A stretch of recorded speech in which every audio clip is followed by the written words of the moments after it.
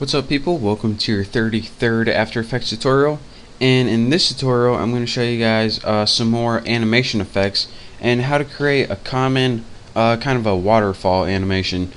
So the first thing that we're going to need to do is go ahead and work with our animator a little more, and we're going to animate scale. So go ahead and click animate scale, and now you see our little animator pops up.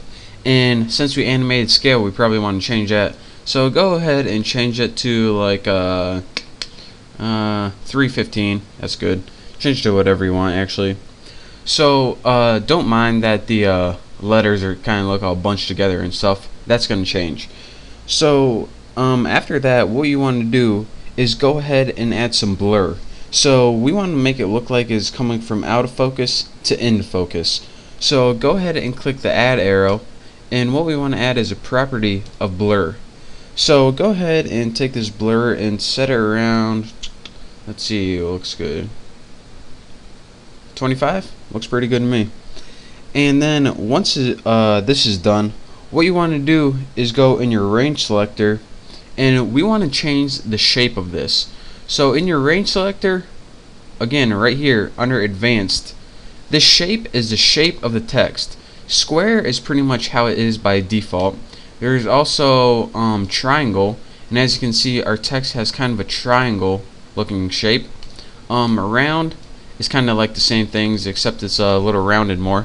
But since it's kind of a the effect we're going for is ramp up, and what ramp up is if you can't see, text gets smaller to bigger and kind of ramps up in size. What this is doing is pretty much it uses the start and the end values, and it kind of transitions from the start to the end values. As you can see, this is totally unaffected, and this last letter is affected totally. So that's all we need right now. So we don't have to work with advanced anymore, so you can minimize that. But the next thing that we're going to want to do is go ahead and change the start and end point. So let's go ahead and take this endpoint, and remember from last time, let's move it all the way to somewhere around 35. That looks good. And when you do this, you see that instead of ramping through your whole text, then only a third of it is ramped up, and the rest is the end by default. So in order to achieve the effect we're looking for, what we want to do is kind of mess with offset a little bit. And what offset means is, as you can see, you can move the start and end independently, but offset means move them at the same time. So as you can see, as I increase my offset, start and end both move in the same direction, and as I decrease it, they move backwards in the same direction. So let's go ahead and animate this to get a nice little cascading effect. So let's go ahead and move this totally off the screen to the left. So let's see, it would be about at 39.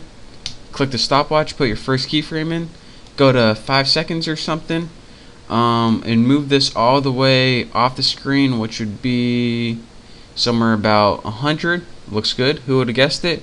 And now, as you can see, we get a nice little animation as we move the what's it called? Current time indicator. So let's go ahead and play that. Probably should have moved it a little faster. But hey, you get the point.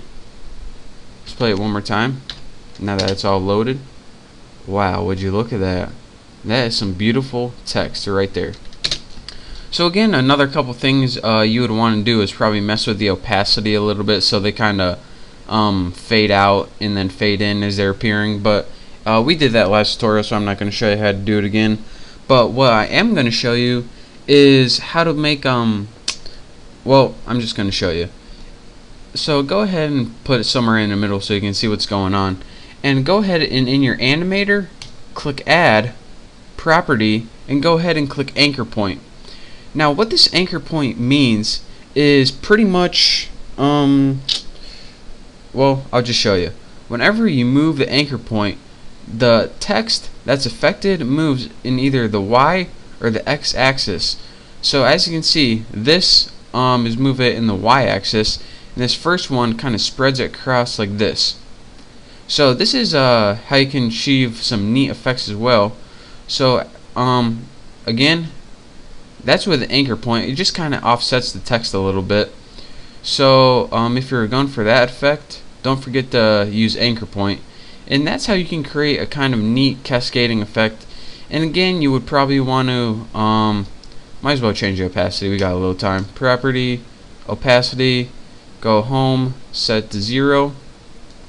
And then as we move through our animation, wow, that is a nice looking animation right there. So that's with the opacity set to 0 at the beginning. It kind of fades in, and that is our finale for our cascading waterfall text. So again, let's play it in real speed. Wow, that is some beautiful work right there. So that's the end of your tutorial. If you want to get any more, then I guess you're just gonna have to wait till next time. But for now, thank you guys for watching. Mess around with cascading waterfall animations, and once you master this, you're ready to move on to my next tutorial. So again, thank you, don't forget to subscribe, and I will see you next time.